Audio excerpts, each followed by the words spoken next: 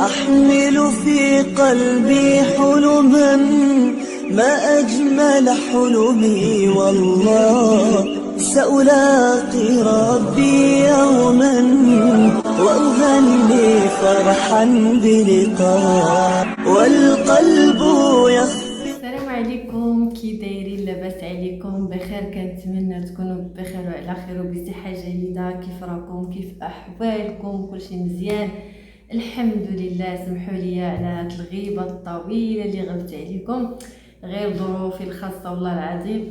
اصلا كانت عندي الخدمه بزاف والعطله، وتاني حاجه هي كان خاصني الوقت باش انني نعطيكم اخر المستجدات ديالي، باش نقول لكم ملي توقفت على العلاج شنو كاين، شنو جديد، شنو هما التحسنات اللي كاينين، واش انا مع او ضد هذا العلاج اللي درت، كيف حالتي مع ديك الدوخه اللي كانت كتشدني شحال هادي.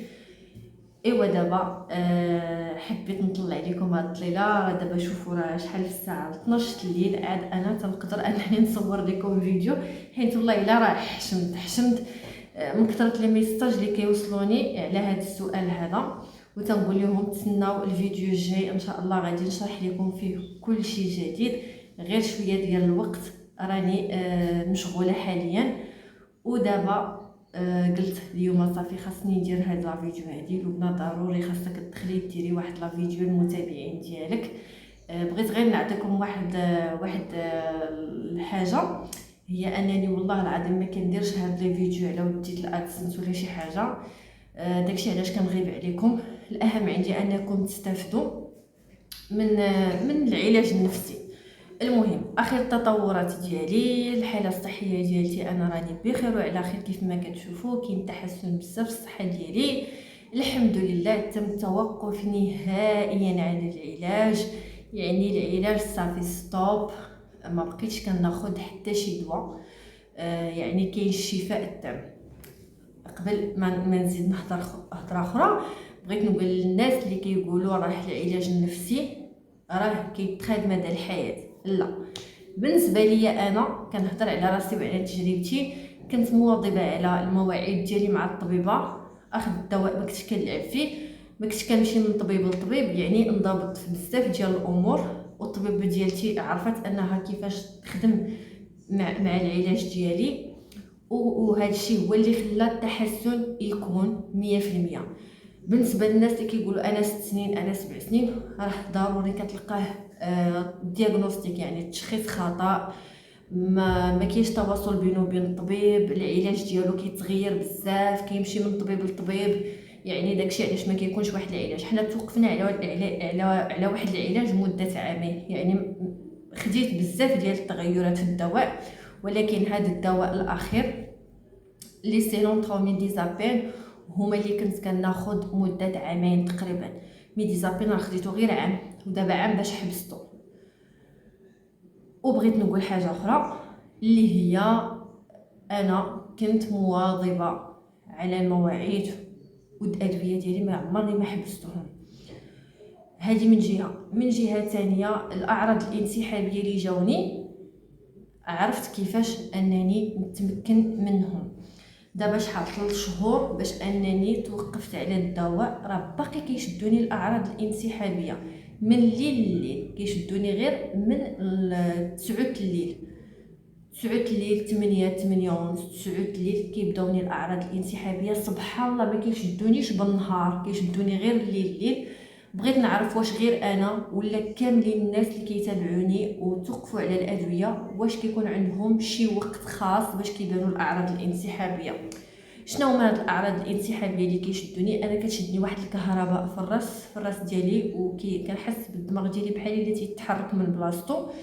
الوغ هذيك الوقيته ملي كنكون هكا كيخصني نتكا.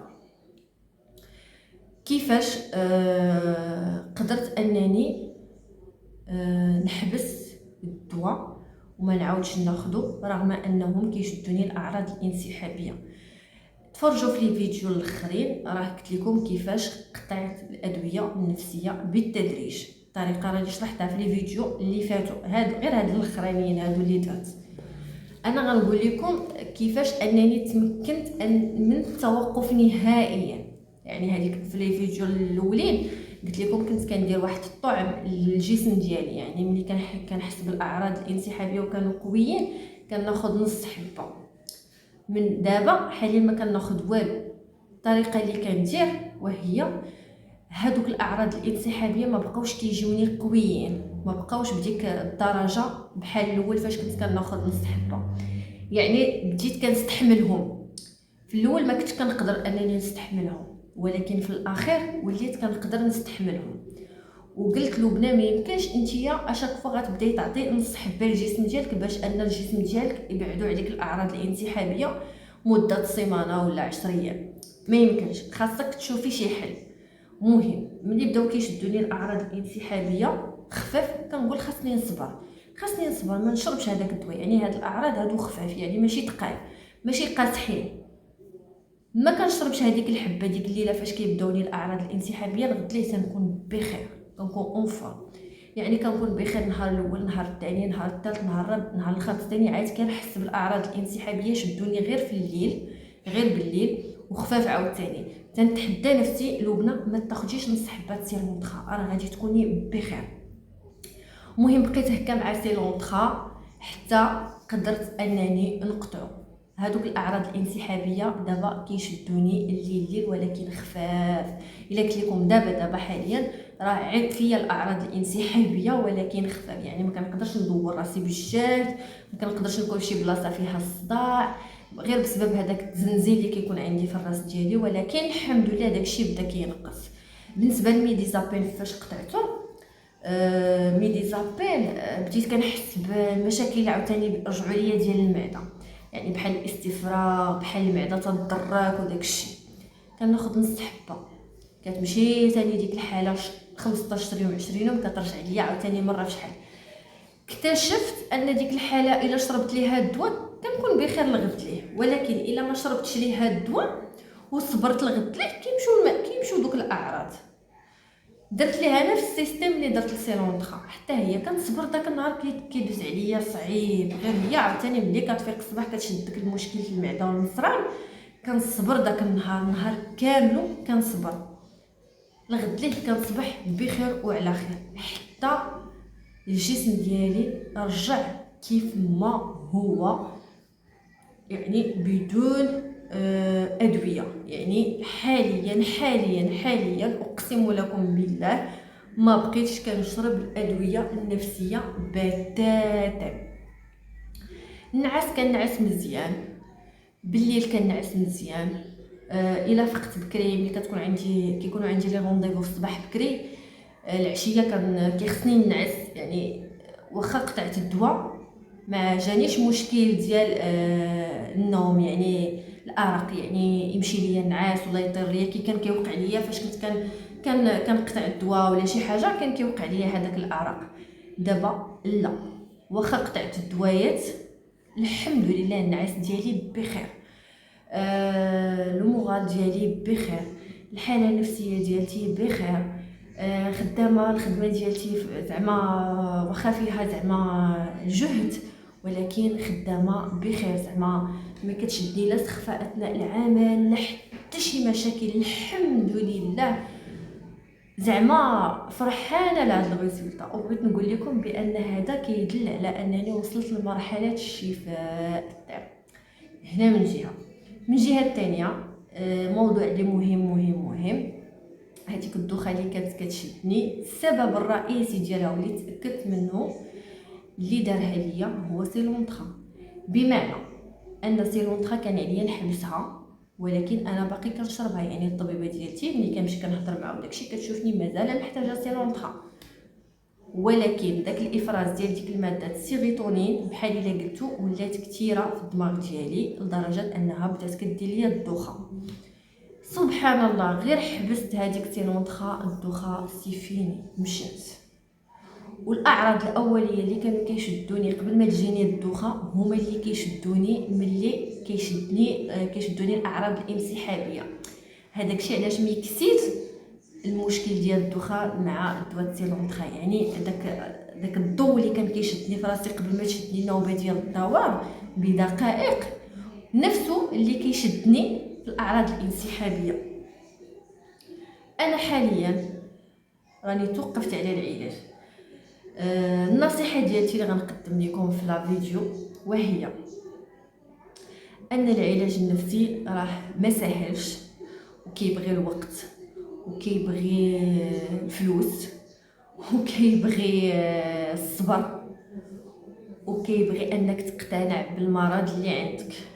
خاصك تقول انا مريض بهذا المرض، عندي هذا المشكل الصحي، سيفيني بين قوسين، ما نعاودش نقلب على شي مشكل اخر ما فيكش، باش تبازي على هذا المشكل مع العلاج النفسي. وما تقولش عام 3 شهور 4 شهور 6 شهور ما كاينش التحسن. هذا التحسن ما تيكونش على سنوات، كيخفوا الاعراض، ولكن ان فوا كيقول لك الطبيب صافي غادي نبداو في المرحله ديال اننا نقطعوا الدواء وكيرجعوا الاعراض، يعني انت راك باقي خاصك العلاج. هاد الهضره اللي تنقول لكم راه كنجاوب على الاسئله ديالكم اللي كيوصلوني في الانستغرام. عافاك ركزوا معايا في هاد لا فيديو. بالنسبه للناس اللي كيرجعوا لهم الاعراض ملي كيقطعوا الدواء، راك باقي خاصك العلاج. انا قطعت الدواء ما رجعوش ليا الاعراض بتاتا، ولو 1% ديال المشاكل النفسيه اللي كانوا عندي. المشكل اللي كان عندي انا وهو القولون العصبي، ما كانش عندي الاكتئاب او الوسواس او اضطرابات عقليه او فهمتوا؟ يعني واحد المشكل اللي كاين عند جميع الناس، غير انا ما استحملتوش ومشيت نداويه، وامنت بان لكل داء دواء. وبما ان هذاك المشكل كاينين الاطباء ديالو، يعني غادي يكون عنده علاج. انا تبعت هذيك الطريق، يا ربحه يا ذبحه، ما عرفتش واش غادي يفيدني داك الدواء ولا ما غيفيدنيش، ولكن من نهار خديته تحسنات الحاله ديالي قلت علاش غادي نقطعو مادام انا اون فورم بخير بهذا الدواء. صافي انا ما خديتش هذاك الدواء على اساس راه ديال المرضى المسطين ولا الامراض العقليه. المهم انا ارتحيت به، كناكل كنشرب كنعس بخير صحتي، صافي تقبلته. ولكن جات الوقت فاش خصني نحبسو، راه حبستو، راه تحبس. النصيحه اللي غنقدم لكم اي واحد عنده شي مشكل صحي قبل ما يبدا العلاج النفسي يفكر مزيان. هاد الخطوه راه صعيبه، كيف ما عندها ايجابيات راه عندها سلبيات. انا ما تنقول لكمش العلاج النفسي راه هو علاج سحري اللي هو غادي يعالجكم بدون اضرار اخرين، يعني غتدفع الثمن ديال شي حوايج اخرين كي دفعتهم انا بهذيك الدوخه اللي كانت كتشدني. يعني جيت نداوي مشكل صدقت في مشكل اخر، ولكن بما انني قطعت هذاك الدواء هذاك المشكل مشى، تهنيت منه الحمد لله. ملي كتعالج وكتبغي تقطع الدواء كدوز في واحد المرحله صعيبه عاوتاني، اصعب بكثير من داكشي مناش كتعاني. غير هو خاصك الصبر، خاصك شويه الصبر. كيف ما تنقولها لكم، راه كتبداو تصيفطوا ليا في الانستغرام دي ميساج انا 5 اسابيع 6 اسابيع وباقي الاعراض الانسحابيه. شوفوا راه الطريقه راه شرحتها في هذا لا فيديو وشرحتها في لي فيديو القدام، طبقوها. الا وصلتي لمرحله الشفاء، عافاك ما تقطعش الدواء ديالك انت مازال ما تعالجتيش. الا وصلتي مرحله الشفاء تقطع الدواء ديالك، تشوف مع الطبيب ديالك، يقدروا يشدوك اعراض جانبيه اللي من بينهم الدوخه. الناس اللي كيصيفطوا ليا واش راه كياخذوا سينونطرا وبدات كتشدهم الدوخه، يعني صافي هنا خاصك تشوف مع الطبيب ديالك يحبس لك العلاج، لان صافي وصلتي النيفو المزيان. يعني هذاك الدواء بدا كيرجع عليك بالضرر، يعني ما بقاش عندك مشكل ديال هذيك الماده مازال باش يزيدها لك، يعني باش ما كتزاد لك هذيك الماده كترجع عليك بالضرر، يعني ما بقاش عندك النقص في هذيك الماده. الحمد لله. هادو هما الاخبار ديالي والتطورات ديال الحاله الصحيه ديالي. وكيف ما قلت لكم اي واحد ما قدرش انه يصبر ويلتزم ويتحمل الاعراض الاخيره العلاج اللي هما الاعراض الانسحابيه، ما يبداش هاد الدواء، لان غيدخل في مرحله الادمان. انا راه بحال كنتعالج من الادمان، بحال شي واحد كان كيتناول القرقوبي وبدا تيحيدو. راه صعيب عرفتي. كيخص جميع الظروف الجيده تكون عندك في هذيك المرحله، يعني الهدوء، النعاس، الماكله مزيانه، ما يديرونجيك حتى واحد، ما تكثرش الهضره، بزاف ديال الحوايج خاصهم يكونوا في الوقيته فاش انت تتحيد الدواء. راه اي ديرونجمون مع الدواء اوتوماتيكمون كتكهرب لك المخ ديالك، تتولي بحال شي سكايري، الشخصيه ديالك كتتقلب، ما تتبقاش انت كما انت، كتولي عنيف. يعني تقدر دير اي حاجه خايبه، انت ما عرفتيش راسك انك غدير هذيك الحاجه. في الوقيته فاش كتقطع الدواء خاص يكونوا الظروف مناسبه ومزيانه. يعني الا كان عندك الديرونجمون ولا التعصب ولا اي حاجه خايبه في مرحله ديال انك تقطع الدواء، راه ممكن يخرجوا منك شي حوايج، راه الناس غيدهشروا منك. يعني العصبيه، النرفزه الخايبه، تقدر تهرس الدنيا، تقدر تضرب ولادك، تقدر دير شي حوايج خايبين في الوقيته فاش كتوقف على الدواء وانت ما كاينش في ظروف ملائمه. يعني حاول تبعد كل بعد على المشاكل، على القلق، على التوتر، على البيئه السلبيه، على الهضره، على المشاكل، على المناقشات. حاول انك تبعد عليهم باش يدوزوا الامور بخير وعلى خير. الا ما بعدتيش وكنتي في وضعيه خايبه وانت كتحبس الدواء، كيكون عندك واحد رد فعل خايب وقوي مع اي كان قدامك ما تعقلش عليه. يقدروا يكونوا حتى والديك ما غاديش تعقل عليهم. هاد الهضره اللي تنقول لكم انا راه عن تجربه، الحمد لله انا دازوا الامور عندي بخير. يعني هيئت نفسي لبزاف ديال الحوايج والحمد لله كلشي داز مزيان وعلى خير. وهذا الشيء اللي بغيت نقول. يعني حتى ولادي واخا صغار نقول لهم ملي كتوصل 8 و 9 الليل خاصني لوكال. يعني ولادي واخا صغار هيئتهم على انني انا كنمر في واحد الظروف اللي ما كتسمح لياش انني نكون معاهم بوزيتيف في هذيك الساعه. يعني في هذيك الساعه كل واحد خصو يمشي ينعس باش نبقى انا ترونكيل، باش ندوز هذيك الساعه ولا ديك الساعتين بخير وعلى خير بلا شي ردة فعل خايبه. ولادي فهموا القضيه، عائلتي تقريبا الزوج ديالي كلشي عارفين من ديك الوقيته ما تنكونش انايا مزيان. وتنقولها لهم، تنقول لهم صافي راه انا دابا ما مزياناش في الدماغ ديالي، خاصني لوكال، خاصني الراحه. صافي كنبدل ساعه بخرى، الغد لي ثاني تنفيق بخير بحال ما وقع والو، عاوتاني كنخدم خدمتي مع وليداتي بخير وعلى خير، كنكون مزيان. غير ديك الوقيته اللي كيجيو لي الاعراض الانسحابيه خاصني لوكال، ما خصش حتى شي واحد يصدع عليه ولا يديرونجيني. ودابا شحال هادي باش قطع الادويه تقريبا راه 3 موا. يعني من رمضان حبست الدواء، وراه لحد الان باش تعرفوا راه لحد الان باقي كيجوني الاعراض الانسحابيه. علاش كنقول لكم هاد الهضره هادي؟ لان نقدر ما عرفتش انايا شحال ديال الوقت فاش غادي يمشيو، واش شهر، واش شهرين، واش 6 شهور، واش عام. انا راه معكم في القناه حتى نقول لكم ما بقاوش كيشدوني الاعراض الانسحابيه. وان شاء الله عندي لو كونترول في شهر 9 مع الطبيبه ديالي، غير باش صافي نحبسو زعما المقابلات. الا كانت شي حاجه اخرى تقدر ترشدني ليها اللي هي طبيعيه انني نكون في هذيك الطريق، ماشي حاجه اخرى ديال الادويه. انا ستوبيت هنايا، استفيني الادويه لانهم ما غاديش انا نداوي حاجه وتضرني حاجه. وكيف ما كنقول لكم دائما الدواء الا خديتيه خاصو يكون راحه لك، ماشي يرجع لك بالضرر. اولا تقولي كنشرب الدواء انا باقي كنتعصب وهادي وهادي وهادي وهادي. لا، كتاخذ الدواء خصك تكون بخير. كتاخذ الدواء انت ماشي بخير، صافي هذاك الدواء خصك تحبسو ولا تبدلو ولا تشوف شي حل مع الطبيب ديالك. انا بالنسبه ليا الدواء راحه، ما كايناش الراحه سيفيني. دابا انا الدواء ما بقاش كيريحني. علاش؟ لانني صافي وصلت لمرحله الشفاء التام. انا بخير بلا دواء، يعني ما خاصنيش الدواء، يعني صافي خاصني نحبسو.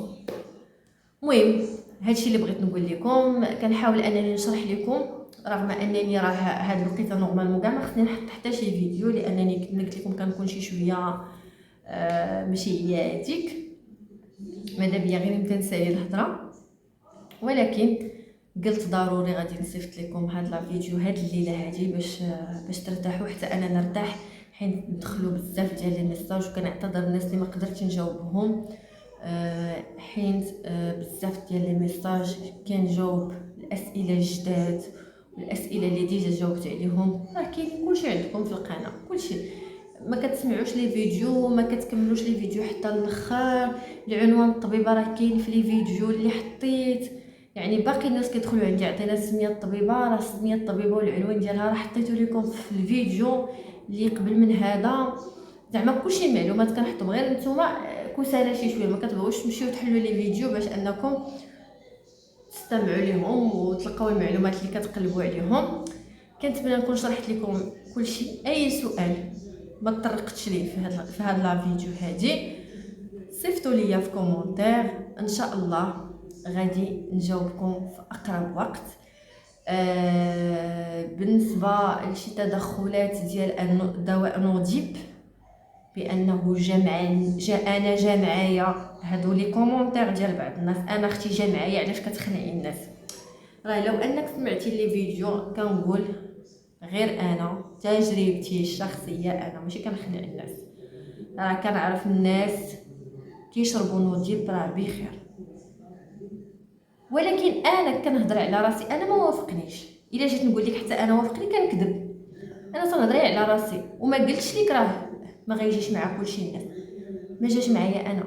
تفرجوا في الفيديو كامل وسمعوا عن تجربتي الشخصيه، انا كنهضر على راسي، انا ما كنعممش، ما كنهضرش على الناس اخرين، ما كنهضرش على الدواء اون جينيرال زعما اش غيدير ليك. انا كنهضر على الادويه، يقدر توافقك يقدر ما توافقنيش، انا من بين واحد النسبه مئويه ما جاش معها دواء نوديب. وإلا تفرجتي في لي فيديو في اليوتيوب غتلقى الناس لقاو عليه الراحه، غير باش تفهموا هادشي وكيقولوا لي مسحي هاد لا فيديو خلعتي الناس. حنا كنبارطاجيو كلشي، انا كنبارطاجي كلشي، سواء الدواء جا معايا ولا ما جاش معايا تنحكي لكم. هذا هو الدور ديالي، ضروري انني ما غاديش نقول لك انا هاد الدواء جا معايا وما جاش معايا نضحك عليك.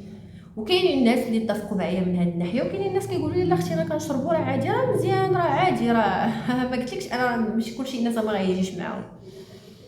نتمنى تكونوا كتسمعوا لي فيديو ديالي وتفهموا اشنو تنقول.